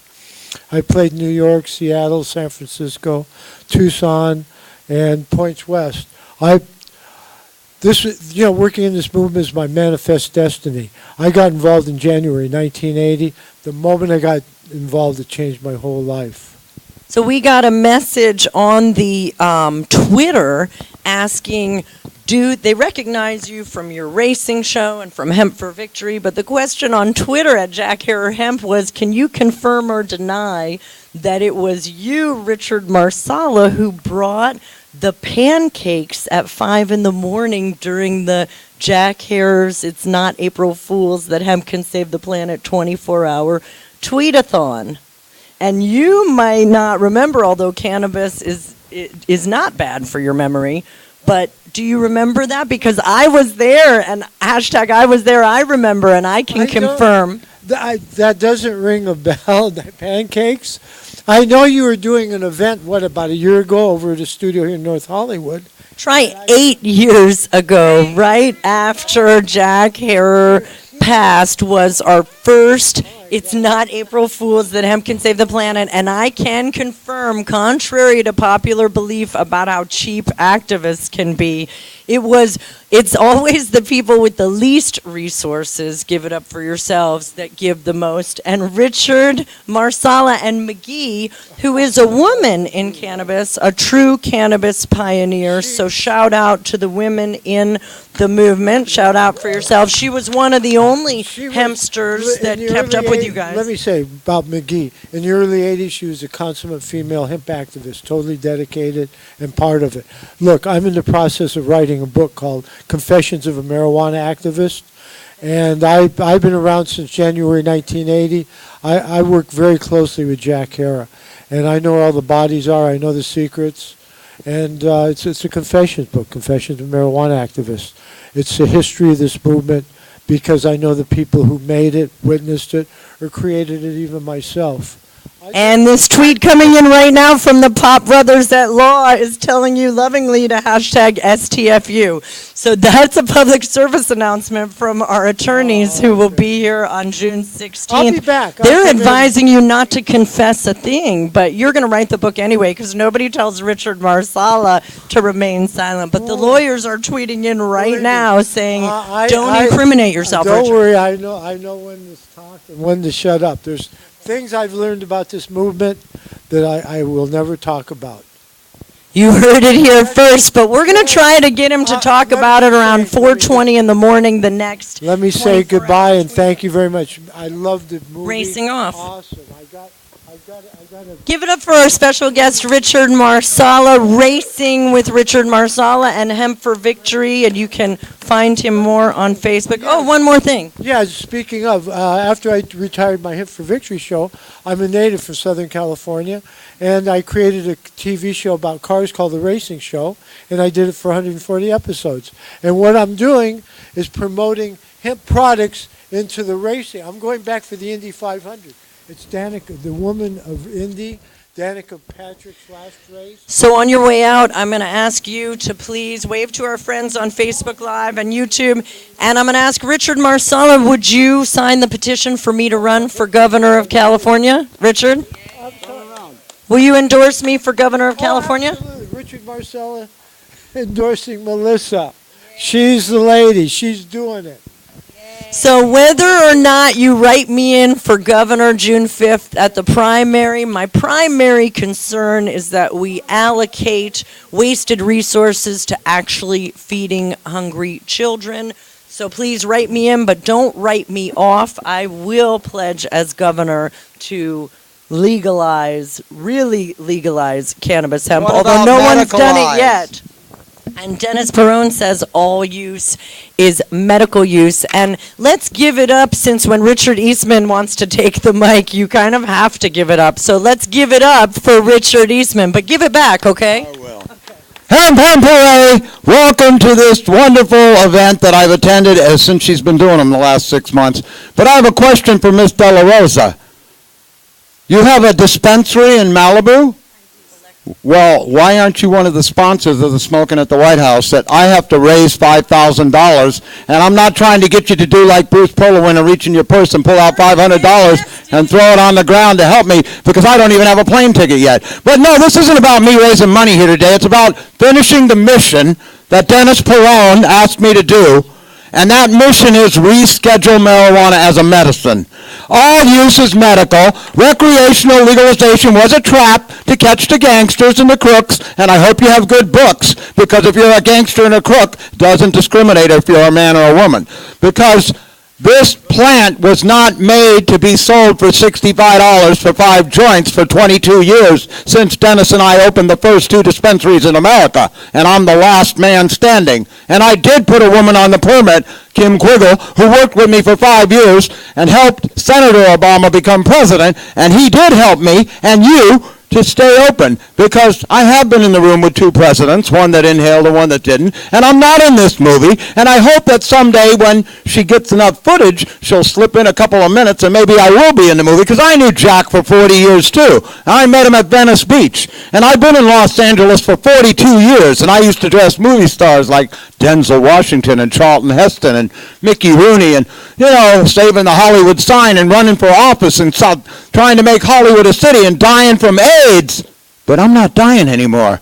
And ultimately, yeah, the rumor is I'm from a planet called Uranus, because most humans are, I don't want to use the word, there's children in the audience, but I'm not a Martian. Wear clean underwear, I get everybody in the end. And if we can't free the plant, we'll never be able to free the people and the planet. And those are my words. And this is my 10th year producing the Smoking at the White House, which John Pilka did for 35 years, and Dana Beal and Abby Hoffman and the Yippies started in 1970 or 1969. So 48 years ago is a long time for a marijuana event to be continuously going on. As a man on Social Security that has no money every month because my whole check goes to pay the rent, how do I do this for 10 years? Or 35 years like John Pilka did? Because we have courage and compassion, and we're fighting for a plant, like the women said, Mother Ganja. And I like to tell straight men all the time, God is a woman. I never saw a man poop out a baby. Okay, listen.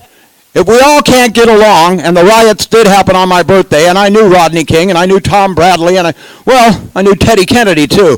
And the rumors about me being a Kennedy, I can't say they're true or not, but my grandmother worked for John F. Kennedy in the 1950s. And in San Francisco, when she used to take me around to all the rich people, I was wondering what was going on, because just remember these words always.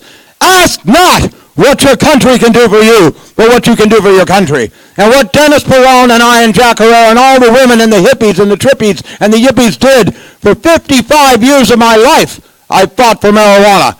That means in 1963, when they killed my president, or my brother, or whoever you think John Kennedy was, somebody had to finish his mission. And yeah, I'm a super soldier. Dennis and Harvey Milk were soldiers. I'm the hippie. I never had to fight because the truth will set me free.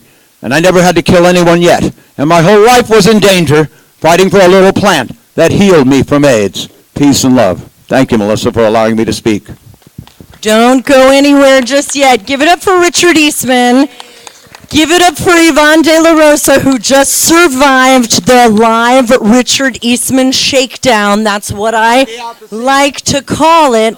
And I did learn from the best, so I'm going to try it out myself right now. Will you hold the CBD billionaire?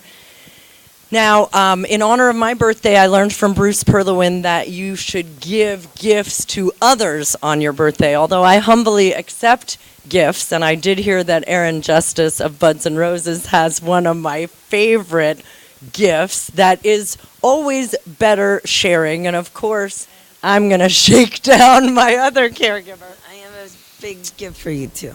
I've actually written some of my favorite haiku under the influence and caregiving of 99 High Tide, and you can read a couple of those haiku. I think one was for Royal Goo. I believe another was for a signature strain. And unlike some of the other celebrity strains, I do have to say, if you see a strain that says 99 on it, there's no swag involved. So you want that swag bag. And shout out to the people who have quality control, because we know just because it has a celebrity's name on it, it might not be the most high to get you the most high. But in honor of the Richard Eastman Shakedown, we're going to see live. There's a little bit of pressure if I did learn from the best and if I can do it. And I'm going to put Richard Eastman on the spot right now. I've got my 2 cents, which are actually with inflation, now that they're art, allegedly worth $10. So it's attached to a Haiku Generosity card, which is a handmade, hand-thought haiku from me, custom made. So you could win one for a $10 donation. And this is my form of fundraising, because those of you who know me know that I gave up giving up money, but it's still been just kind of trickling in. And I maintain that your resources are worth more than your money. So it actually took time and energy and money to get the paint, to paint the pennies, and the intention is to keep them in circulation, because it would be unlawful to take money out of circulation. So we are paying this forward, and I'm wondering if you accept, because everybody knows it costs $500 image for Richard Eastman's likeness, and on a low-budget film, That's a minimum. we're favored nations, and if I had to start paying $500 to each celebrity, like Snoop Dogg and Yvonne, then we wouldn't have any money for free popcorn. So, favored nations, I'm asking Richard Eastman, will you confirm and accept to be one of the future cast members of Jack Herer's Emperor Wears No Clothes feature film for this priceless 2 cents? You know, when they put me in the movie Super Jaime, I told the director to kiss my ass and smoke the grass. And when they put me in How Weed Won the West, I said I don't want to be in the movie, but it ended up at the Egyptian Theater. And when Snoop Dogg put me in the Puff Puff Tour, it was for a little family affair. And then when Damian Marley and the crappy owners of High Times, a shout out to the old owners, because the new owners are full of capitalism and bullshit and don't support High Times, threw me out of their event. You know what? You don't do that to Richard Eastman. So ultimately, yeah, you know, Melissa, I would be humbly honored to be in your film. And ultimately, you are one of the executive producers of Wow, The Wonders of Weed, the Richard Eastman story, which wasn't about me. It was about Dennis Perone, Harvey Milk, Jack Herer, John F. Kennedy, Abraham Lincoln, Martin Luther King, Malcolm X, the hippies, the trippies, the yippies, the peace and the love, and the ending the disease and the hunger and the homelessness in America.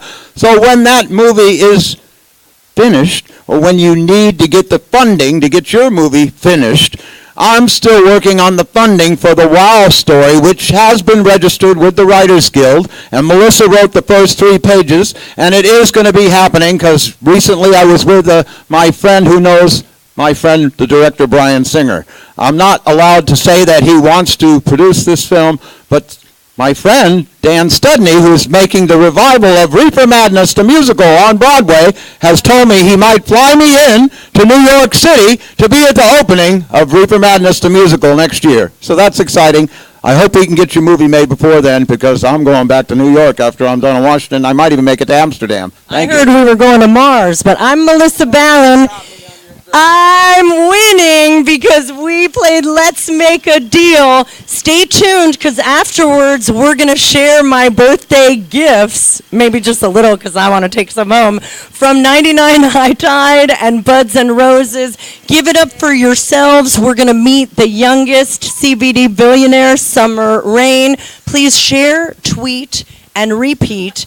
And I'm going to take this shirt off my back for the smoking at the White House. So fundraising with fun. Give thanks and give it up for yourselves. Stay tuned after the movie for some more AMA and gifts.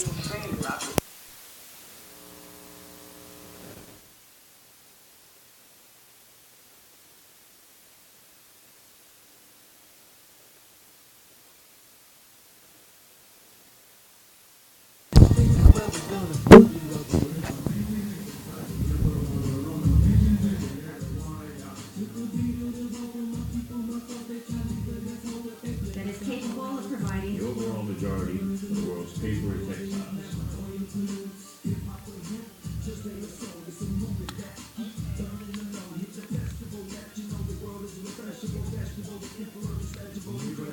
Meet all the world's transportation, industrial, and home energy needs.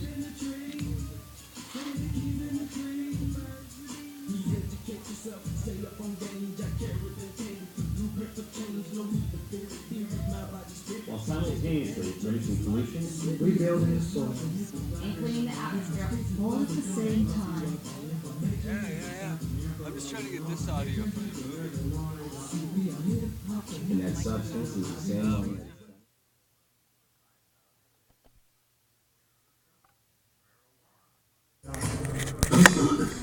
Hello, my name is Arjen de Greenhouse, and it's an honor for me to read out of the book of Jack Harrow, The Emperor No Clothes. Hemp is the perfect archival medium, and Jack gave me this book in 1998. It's copied 130,000 copies. So for me it's a big honor to read out of this book, and I'm going to start with chapter 2, a brief summary of the uses of hemp. Item 1 was ships and sailors. 90% of all ship sails since before the Phoenicians, from at least the 5th century BC until long after the invention and commercialization of steamships in the mid to late 19th century, were made from hemp. This is airtight right here. The word canvas is the Dutch pronunciation twice removed from French and Latin of the Greek word cannabis. In addition to canvas sails, until this century, virtually all of the rigging, anchor ropes, cargo nets, fishing nets, flags, shrouds, and oakum, which is the main protection for ships against salt water, used as a sealant between the outer and inner hull of the ships, were made from the stalk of the marijuana plant. Even the sailors' clothing, right down to the stitching in the seamen's rope soled, and sometimes canvas shoes, was crafted from cannabis. Additionally, the ship's charts, maps, logs, and Bibles were made from paper containing hemp fiber from the time of Columbus, 15th century, until the early 1900s in the Western European American world, and by the Chinese from the 1st century AD on. Hemp paper lasted 50 to 100 times longer than most preparations of papyrus and was 100 times easier and cheaper to make. George Washington and Thomas Jefferson grew cannabis on their plantations. Jefferson, while envoy of France, went to great expense and even considerable risk to himself and his secret agents to procure particularly good hemp seeds smuggled illegally into Turkey from China. The Chinese mandarins so valued their hemp seed that they made its exportation a capital offense. When hemp saved George Bush's life. One more example of the importance of hemp. 5 years after cannabis hemp was outlawed in 1937, it was promptly reintroduced for the World War II effort in 1942. So when the young pilot, George Bush Sr., bailed out of his burning airplane after a battle over the Pacific, little did he know parts of his aircraft engine were lubricated with cannabis hemp seed oil. 100% of his life-saving parachute webbing was made from U.S.-grown cannabis hemp. Virtually all of the rigging and ropes of the ship that pulled him in were made of cannabis hemp. The fire hoses on the ship, as were those in the schools that he went to, were woven from cannabis hemp. And finally, as young George Bush stood safely on the deck, his shoes, durable stitching, was of cannabis hemp, as it is in all good leather and military shoes to this very day. Yet Bush has spent a good deal of his career eradicating the cannabis plant and enforcing laws to make certain that no one will learn this information, possibly even himself. Textiles and fabrics. Until the 1820s in America and until the 20th century most of the rest of the world, 80% of all textiles and fabrics and even our flag, Old Glory, were principally made from fibers of cannabis. For hundreds, if not thousands of years, until the 1830s, Ireland made the finest linen and Italy made the world's finest cloth for clothing with hemp. Although these facts have been almost forgotten, our forebears were well aware that hemp is softer than cotton, warmer than cotton, more water absorbent than cotton, and has 3 times the tensile strength of cotton and is many times more durable than cotton. In fact, when the patriotic, real-life 1776 mothers of our present-day blue blood daughters of the American Revolution organized the spinning bees to clothe Washington soldiers, the majority of the thread was spun from hemp fibers. Were it not for the historically forgotten and currently disparaged marijuana plant, the Continental Army would have frozen to death at Valley Forge, Pennsylvania. The Chinese character Ma was the earliest name for hemp. By the 10th century AD, Ma had become the generic term for fibers of all kinds, including jute and rainy. By then, the word for hemp had become Tai Ma, or Dai Ma, meaning great hemp.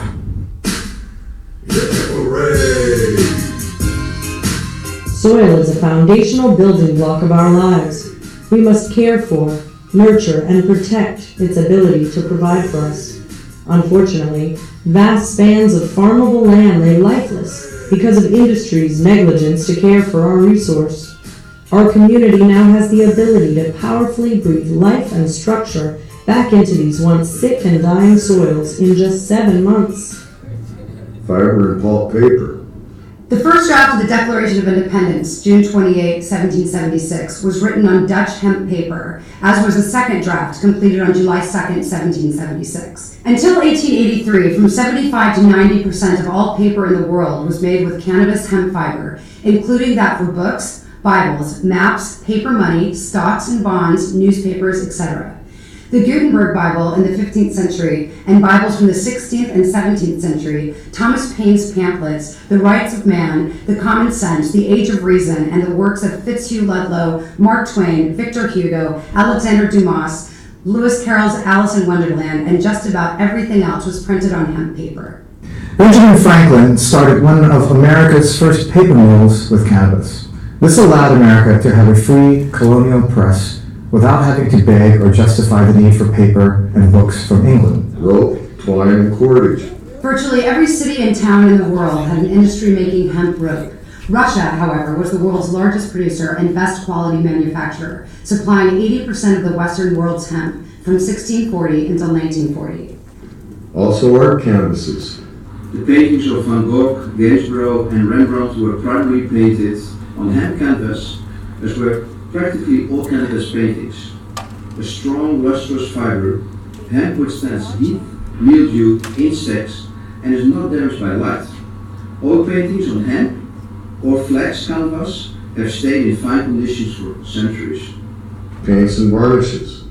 For thousands of years, virtually all good paints and varnishes were made with hemp seed oil and or linseed oil. For instance, in 1935 alone, 160 million pounds of hemp seed were used in America just for paint and varnish. Cannabis hemp was legal tender in most of the Americas from 1631 until the early 1800s. Why? To encourage American farmers to grow more. You could pay your taxes with cannabis hemp throughout America for over 200 years. You could even be jailed in America for not growing cannabis during several periods of shortage. Lighting oils. Until about 1800, hemp seed oil was the most consumed lighting oil in America and the world. From then until the 1870s, it was the second most consumed lighting oil, exceeded only by whale oil. Biomass energy. Amongst the thousands products made from it. One of the most extraordinary is Henry Ford's plastic car. Built in 1941, it contained cellulose fibers derived from hemp, sisal, and wood. 90% of all fossil fuel used in the world today, like coal, oil, natural gas, and others, should long ago have been replaced with biomass such as corn stalks, cannabis, waste paper, and other products. Biomass can be converted into methane, methanol, or gasoline at a fraction of the current cost of oil, coal, nuclear energy, especially when environmental costs are factored in. And its mandate use would end acid rain, sulfur-based smoke, and reserve the greenhouse effect on our planet right now. It's also used for medicine. For at least 3,000 years prior to 1842, widely varying marijuana extracts, buds, leaves, roots, etc., were the most commonly used and widely accepted medicines in the world for the majority of mankind's illnesses. Queen Victoria used cannabis resins for her menstrual cramps and PMS. Her reign, 1837 through 1901, paralleled the enormous growth of the use of Indian cannabis medicine. In the 20th century, cannabis research has demonstrated therapeutic value and complete safety in treating many health problems, including asthma, glaucoma, nausea, tumors, epilepsy, infections, stress, migraines, anorexia, depression, rheumatism, arthritis, Alzheimer's disease, and herpes. Well, Jack, today would be a good day to ask your doctor about reefer. And Jack said, ask your doctor about reefer today? You were right. If you or someone you know suffers from a debilitating medical condition such as AIDS, anorexia, cancer, anxiety, chronic pain, diabetes, high blood pressure, insomnia, or other chronic medical conditions, please ask your doctor about reefer today.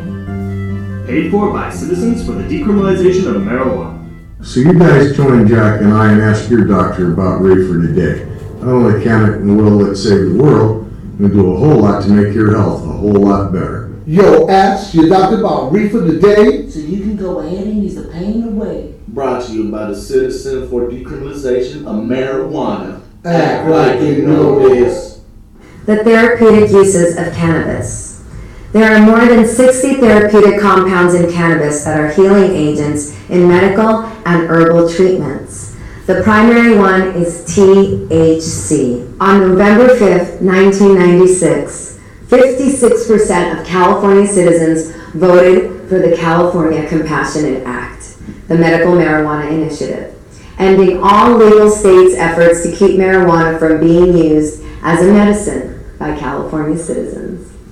For the overwhelming majority of people, cannabis has demonstrated literally hundreds of therapeutic uses. Among them, asthma. More than 15 million Americans are affected by asthma. Smoking cannabis, the raw drug as the AMA called it, would be beneficial for 80% of them. Today, of the 16 million American asthma sufferers, only Californians with a doctor's recommendation can legally grow and use cannabis medicines, even though it is generally the most effective treatment for asthma. Cannabis is beneficial for 60% of all epileptics. It is the best treatment for many types of epilepsy and victims' post-seizure mental traumas. Cannabis extract is more effective than Dilantin, a common anti-epileptic with severe side effects.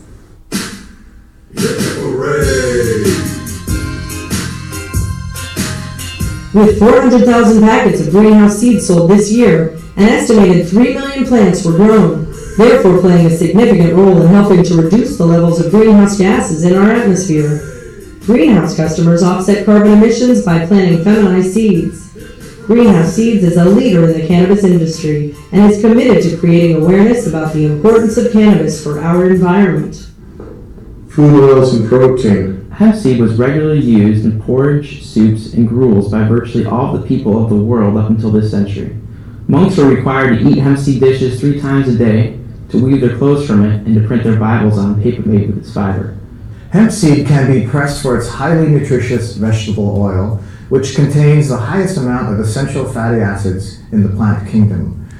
These essential oils are responsible for our immune responses and clear the arteries of cholesterol and plaque. The byproduct of pressing the oil from the seed is the highest quality protein seed cake. It can be sprouted, malted, or ground and baked into cakes, breads, and casseroles. Marijuana seed protein is one of mankind's finest, most complete, and available to the body vegetable proteins. Hemp seed was until the 1937 prohibition law the world's #1 bird seed for both wild and domestic birds. It was their favorite of any seed food on the planet. 4 million pounds of hemp seed for songbirds were sold until retail in the US in 1937. Building materials and housing. Because 1 acre of hemp produces as much cellulose fiber and pulp as 4.1 acre trees, hemp is the perfect material to replace trees for pressed board, particle board, and for concrete construction molds. So we can envision a house of the future built, plumbed, painted, and furnished with the world's #1 renewable resource, hemp. Now get to item 12, which is the smoking, leisure, and creativity. I suppose you've noticed my wonderful acting skills. Rumor has it that is because I have got myself in a creative mood. Oh. The American Declaration of Independence recognizes the unalienable rights of life, liberty, and the pursuit of happiness.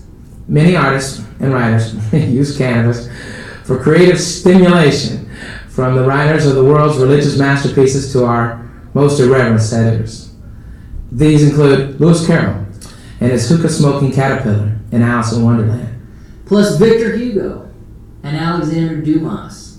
Great jazz artists as Louis Armstrong, Cab Calloway, Duke Ellington. The pattern continues right up to modern day. But of course, smoking marijuana only enhances creativity for some and not for others. But throughout history, various prohibition and temperance groups, if you will, have attempted and occasionally succeeded in banning the preferred relaxant substances of others. Like alcohol, tobacco, or cannabis. Abraham Lincoln responded to this kind of repressive mentality in December of 1840 when he said, "Prohibition goes way beyond the bounds of reason in that it attempts to control a man's appetite by legislation and makes crime out of things that are not crimes. Prohibition law strikes a blow at the very principle upon which our government was founded, but a lot of people don't even know that." Great wars were fought to ensure the availability of hemp. For example, the primary reason for the War of 1812, fought by America against Great Britain, was access to Russian cannabis hemp. Russian hemp was also the principal reason that Napoleon, our 1812 ally, and his Continental Systems allies invaded Russia in 1812.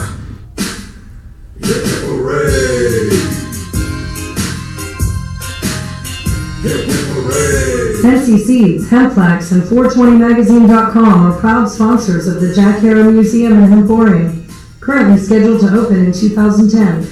Using the global reach of the internet and grassroots activism, we hope you'll join us in our bold efforts to preserve hemp history, raise cannabis awareness, and end the prohibition of the natural resource that can save our planet.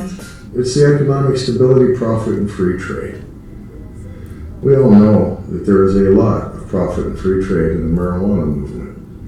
Sadly, it's being controlled by an out-of-control government that is using it to put us in jail instead of using it to save this country and the world we live in. The time to change is now. We can see this unconstitutional prohibition end in our lifetimes. We contend that America's marijuana and hemp laws are like the emperor's clothes. Like tyrants and prohibitionists in the past, this emperor relies on brute force, intimidation, fear, and a virtual police state to maintain his authoritarian, despotic reign, while draining the federal treasury, dismantling all vestiges of the Bill of Rights, while imprisoning innocent souls, like our friend Eddie Lepp. We cannot simply call the emperor, the U.S. government, on his and its acts of deceit and manipulation of fact. His guards, the FBI, and the DEA, are far too powerful. His fear of shameful discovery so great he ceaselessly uses his power, through funding much of the United Nations and the world's anti-drug crusades, to buy allegiance through bribery and intimidation. Sounds like the Bush administration. Well, it did. Oh, it was. General Barry McCaffrey and now John Walters, acting the parts of the Emperor's advisors, have all upheld the fallacy of the pure fabric that only the purest may see, woven for them originally by Anslinger, DuPont, Hearst, and all the malevolent bureaucrats. Now it is co-maintained by energy, pharmaceutical, alcohol, beer companies, drug rehab professionals, drug testers, police, prison guards, and prison builders, all with enormous financial interests and police state-style motives. Those American citizens who would dare speak out against this tyranny are often slandered as druggies or dopers and maybe threatened with the loss of their jobs, income, families, and property. We therefore agree with the little boy from Hans Christian Andersen's tale, who, while watching the parade pass by, shouted out with courageous innocence, "The Emperor wears no clothes." What do your own eyes see? What are you going to do about it? Write to your elected officials and to the news media to help create a more conscious political leadership and favorable news coverage on marijuana and hemp. Give credit for good votes and coverage and complain about bad. Register or run for office and always vote. The cannabis hemp, indeed the plant, we denigrate with the slang name marijuana, will become known to future generations as it was known in past generations for millennia as the #1 annually renewable, fully sustainable, non-pesticide requiring, most abundant source of paper, fiber, fuel, and food, and medicine on the face of the earth, with more overall uses than any other known plant. In other words, cannabis hemp is the greatest plant on earth. Hemp will save the world, and those people don't say anything about it. So much that the black is up to do. I'm amazed cause the plan is fantastic. Makes everything like food, paint, and plastic. Overseas is used in housing. The agricultural resources around it. We don't know how this story should go. People talking about that how should grow. It's dry, broken down into 2 parts. Dirt like fibers, it's a herb on home. Either these product has its own distinct applications. Let them know that you can be this. Not only they are lighting up good, but they can be instant. I think right.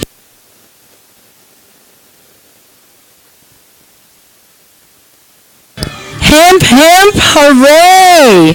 Here in Hollywood, we stay for the end credits. That's right, Twice, and because also those of you at home share the spoiler. People who don't watch the credits don't get to see the last shots with Jack Harrer and Eddie Lepp. So those of you that have stayed to the end, congratulate yourselves. It's going to take all of us united to end Prohibition and see the true end. Give thanks and give it up for Jack Harrer. Hemp, hemp, hooray. Talk about it all the time. Look for hemp products. Ask for hemp. Buy hemp. Defend hemp. There's a very simple manual. The directions are easy. The emperor wears no clothes. Yeah. Hemp, hemp, hooray. Let's bring Yvonne De La Rosa back up here. We've got Aaron Justice of Buds and Roses. Let them know how they can follow you on social media and what they win. Buds and Roses. Look it up on social media, and there we are. And being a part of the Buds and Roses community, I can tell you, is a winning experience. And I feel like a winner right now. But I'm going to feel even more like a winner because they don't have smell-o-vision on Smoke News Radio. But after the movie Outside, we may or may not exercise our sovereign right to educate and medicate in the streets, taking it to the streets. And if we were to do that, what would we be smoking, I wonder? Well, to be a winner, we'll smoke a winner and veganic platinum cookies. Let's do that. Don't panic, veganic. And we did talk about that on Smoke News Radio. What are the best growing methods, guano, fish, whatnot, and veganic. So you can tune in more on Smoke News Radio, Smoke Rules Radio. The only rule is that we be kind and that we pay it forward. So any final thoughts, any final words? My final thought is Jack Herer, may he rest in peace, can't possibly rest in peace until his mission is fulfilled, which was to free all pot prisoners and to legalize cannabis, hemp, marijuana. And those of us in California, we know that we have a responsibility, regardless of how things are in your backyard, to make a difference everywhere. So while we celebrate the leaps and bounds that we've made 90 and the true seconds. pioneers and the risks that they take as activists, as caregivers, and to speak out with the truth, we know that there's a risk. We honor you, we honor ourselves. We stand proud to be on the right side of history. And while there are no rights or wrongs, two lefts and a right don't get you back where you started. So follow that if you can. Follow me if you see. Give 60 thanks to the seconds. Most High. And it's not all just rhyming. Let's get David Williams up here with the peace baton. I'm so proud to have met him at the national gathering. We stay occupied by any creative, nonviolent means necessary. And contrary to popular belief, because I recognize that my language can be violent, it's still in the honor of free speech and free expression. We know that we can't always express ourselves and be heard. So I take responsibility for my ability to respond as peacefully as possible. And I apologize to any of you that I may have violated with my tongue, with a lashing in one way or another. I give thanks and hope you continue to 10 hold space seconds. for my ever-evolving journey to be kind to myself and to all. Shout out The Emperor Wears No Clothes, and May is Mental Health Awareness Month, so we want to give thanks that cannabis, hemp helps with mental health, and I accept peace. Because we're running out of time. So will you hand me the peace baton? Yes. And ask me, do you accept peace? Do you accept peace? I accept peace, and I am piecing it forward. If you accept peace, pass the peace baton, and hopefully at the next Malibu Beach cleanup, we'll be passing the peace baton to you. Do you accept peace? I accept peace. Give thanks to the Most High. Hashtag accept peace and join us. Do you accept peace? I accept it. This was the